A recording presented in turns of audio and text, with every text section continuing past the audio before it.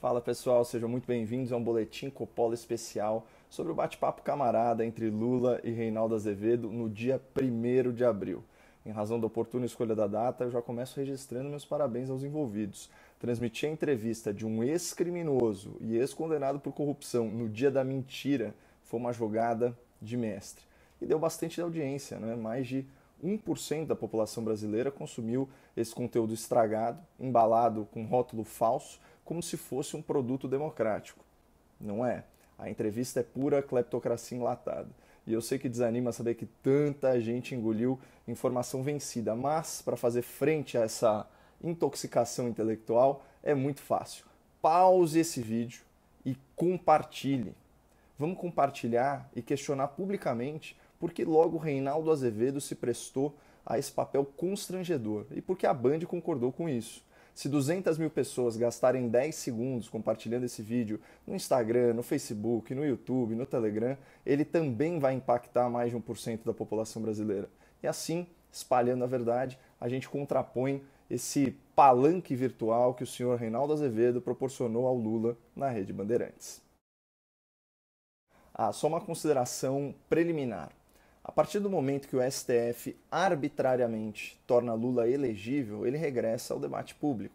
Mas uma coisa é respeitar a lei, entrevistar o Lula em observância às regras eleitorais que guiam a imprensa em tempos de campanha. Outra coisa, bem diferente, é promover o Lula por vontade própria. E esse é o ponto principal da minha crítica ao oportunismo do Reinaldo Azevedo, que está reciclando o seu público para surfar a terceira onda do lulismo no Brasil. A primeira foi nos anos 80, a segunda nos anos 2000 e a terceira é agora. Mas antes de tratar do Lula, como todo palhaço precisa de um picadeiro, vamos começar falando justamente da Rede Bandeirantes, tradicional grupo de comunicação pelo qual eu tenho sincero respeito. A Band se tornou um porto seguro da oposição. Nomes conhecidos da análise política encontraram por lá um espaço para vocalizarem suas críticas ao governo federal e à presidência da República, o que é saudável para a democracia, mas espanta a ausência de contraponto a essas opiniões numa emissora que se pretende imparcial. Na contramão da pluralidade de ideias, a Band se tornou uma plataforma de militância unilateral para figuras como Reinaldo Azevedo e Mônica Bergamo, aquela colunista chamada carinhosamente por Lula de minha jornalista.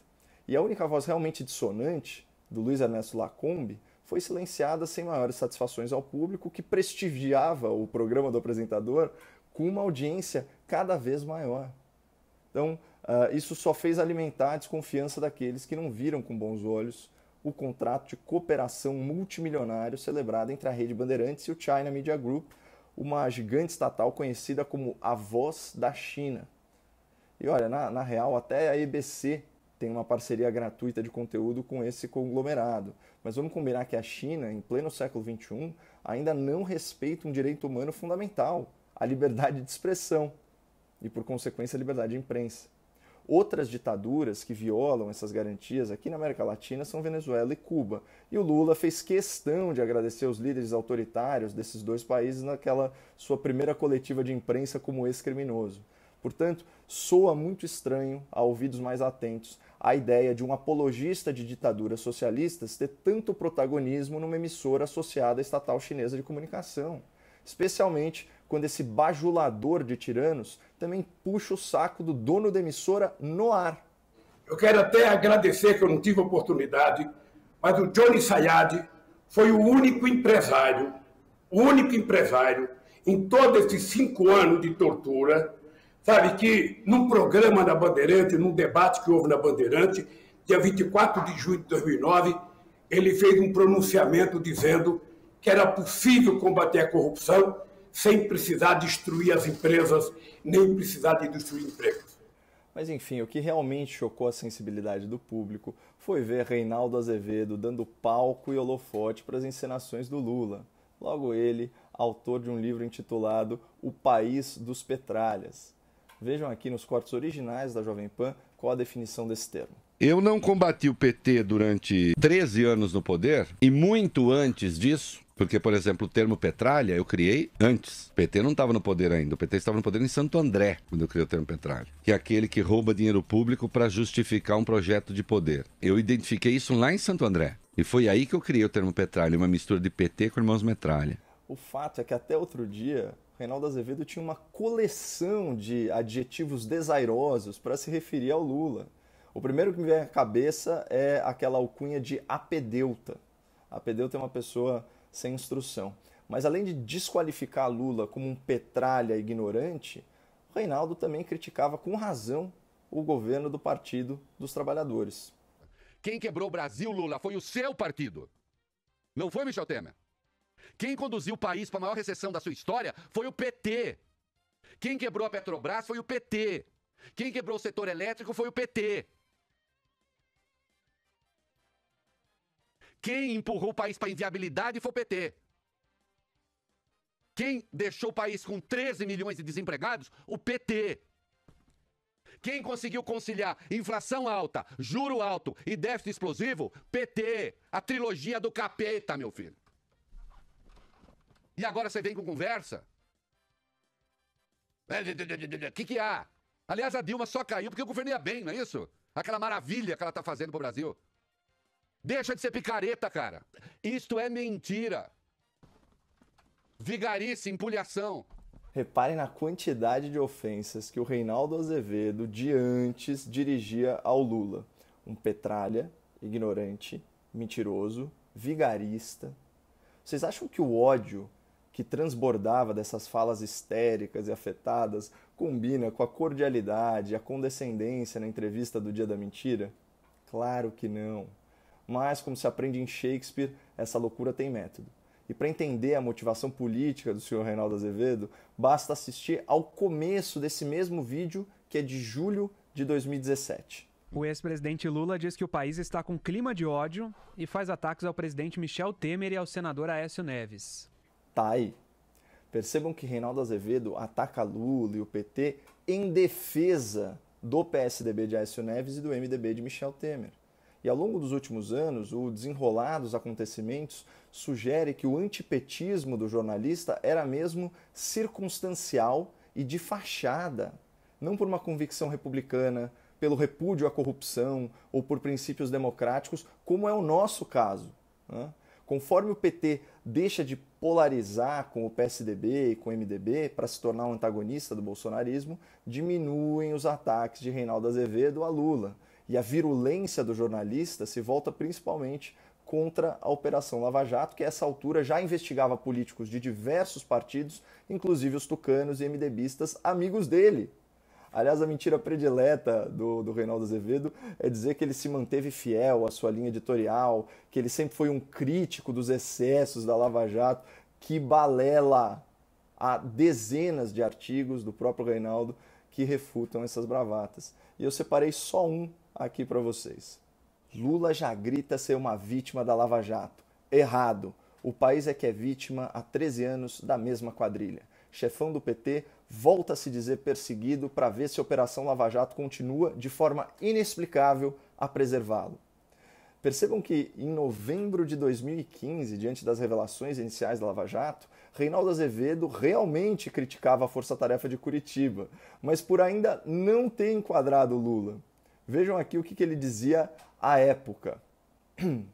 Os eventos mais escabrosos acontecem em torno de Lula, beneficiam o PT, mostram um vínculo entre o partido e alguns bandidos, mas o cara não sabia de nada.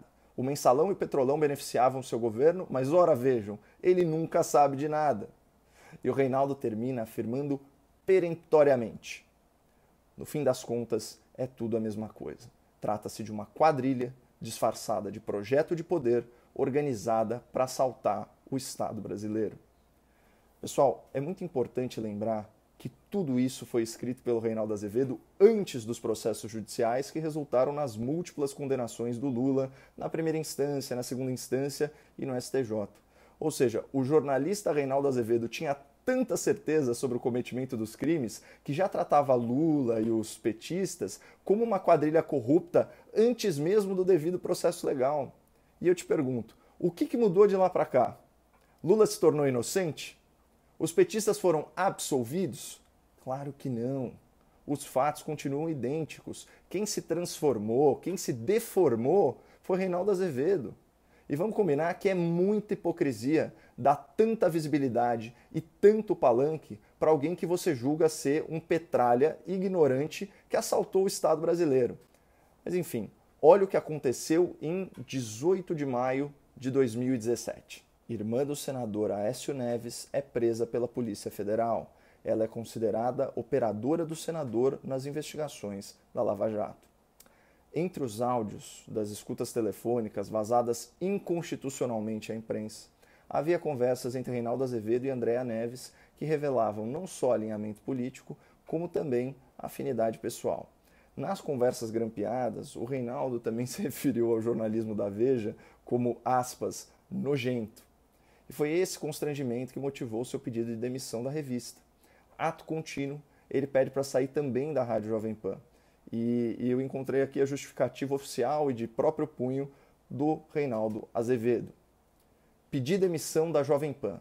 As razões da minha saída da rádio antecedem a agressão de que estou sendo vítima. Mas falando em vitimismo, vejam como o Reinaldo Azevedo descreve esses mesmos fatos anos depois. Eu fui um duro crítico do PT durante 13 anos, muito duro, o presidente sabe disso.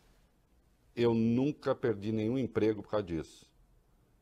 Lava Jato / Bolsonaro, me tiraram 3.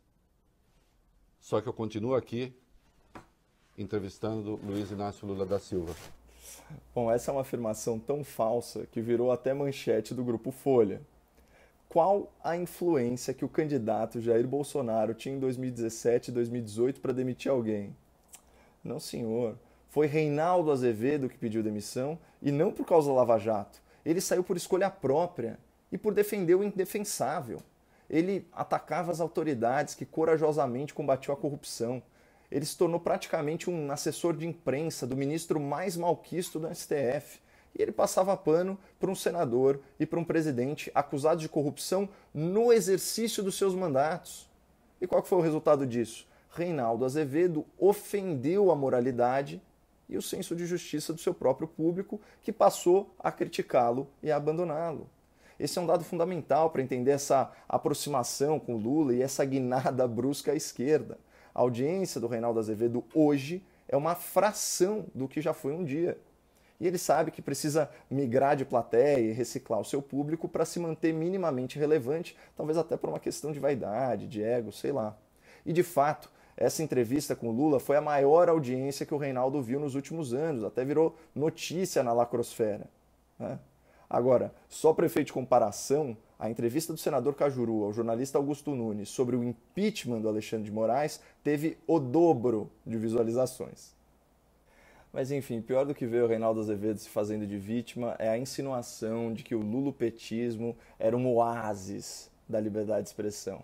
Pessoal, na eleição agora de 2018, o PT defendia controle social da mídia no plano de governo.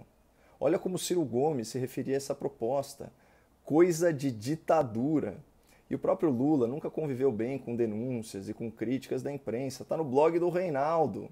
Olha lá. Larry Rother, jornalista do New York Times, associou Lula à cachaça, o que quase lhe custou a expulsão do Brasil. Mas outro que não lida muito bem com críticas é o próprio Reinaldo Azevedo. Vocês já repararam que nos vídeos dele os comentários estão sempre desabilitados? Aliás, desconfie de quem restringe a liberdade do outro de se expressar, seja ele um jornalista ou mesmo o atual presidente do Senado, que de forma inconstitucional está com as suas redes bloqueadas há uma semana. Olha, pessoal, eu peço desculpas por interromper tão bruscamente, mas eu acabei de perceber que esse vídeo já ficou muito longo. E o pior é que a gente nem abordou as questões mais interessantes, né? A defesa canina que o Reinaldo Azevedo faz dos caciques do PSDB e do ex-presidente Michel Temer, e a curiosa relação de mútua admiração entre o jornalista e o ministro Gilmar Mendes do STF. Mas se você quiser que eu grave um novo boletim sobre esse tema, você já sabe, é só compartilhar esse vídeo. Se a gente atingir a meta de impactar 1% da população brasileira, vocês já podem contar aí com a entrevista Petralha parte 2, com participação especial de Aécio Neves, Michel Temer, Gilmar Mendes e, é claro, Lula. Muito obrigado, não percam a esperança no Brasil, uma ótima semana e fiquem com Deus.